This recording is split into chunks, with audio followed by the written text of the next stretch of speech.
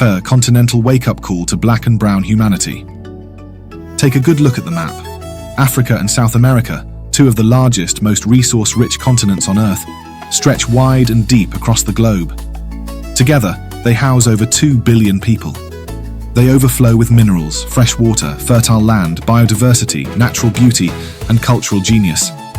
And yet, despite this mass, this wealth, and this human brilliance, they are both dominated, economically, politically, and psychologically, by a smaller, far less populated country, the United States.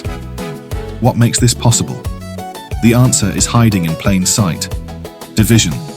Not geographic, not tribal, not linguistic. Systemic division, the kind deliberately seeded by colonial powers and cemented into our governance structures, borders, flags, national anthems, and constitutions. Africa and South America share a brutal history of European colonization. But even after formal independence, the legacy of fragmentation remains. A fragmentation so entrenched that it prevents black and brown nations from acting as one. The real system of control. The colonizers may have handed us our flags and national titles, but they never left. They simply evolved. Today they rule not with chains, but through proxy leadership, economic coercion, and the invisible cage of national identity. The very leaders we elect often become defenders of that colonial order, obsessed with national sovereignty yet uninterested in continental strength. Why? Because true unity threatens their power. Uniting would mean accountability. It would mean redistribution of resources.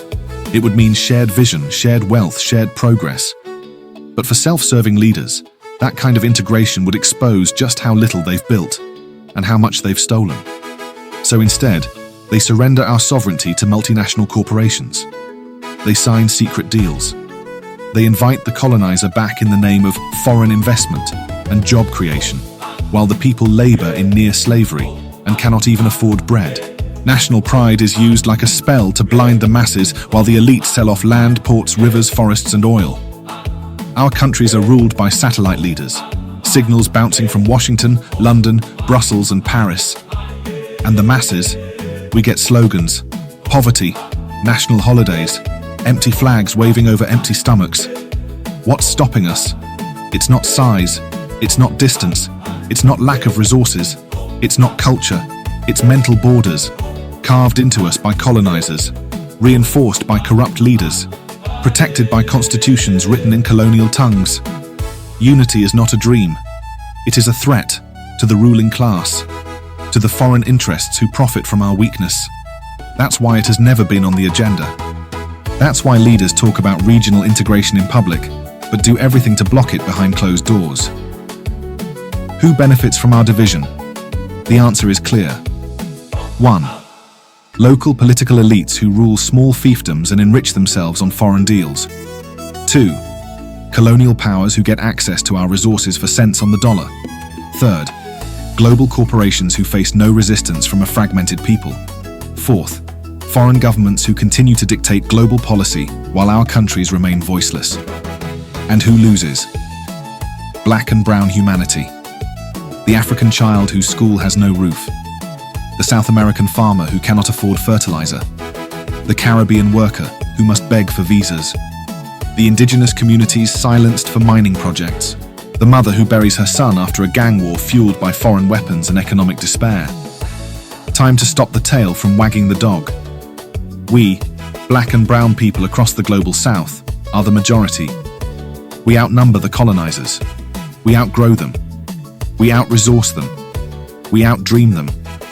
But we've been trained to see ourselves through their lens. Broken, small, dangerous, tribal, dependent. That story must end. The future belongs to continental unity, to bold, sovereign coalitions of countries that recognize that shared history, shared pain, and shared power must produce shared destiny. We must reject false borders. We must abandon the myth of independence that serves only the few. We must choose unapologetic unity, not in theory, but in governance, economy, defense, technology, and culture.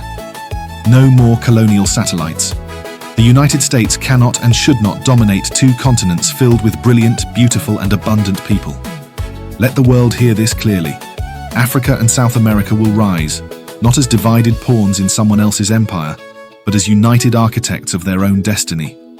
No longer will the tail wag the lion. The time has come for us to recognize our size, our strength, and our sacred duty to each other. Divide no more. Unite, and let the world adjust to our power.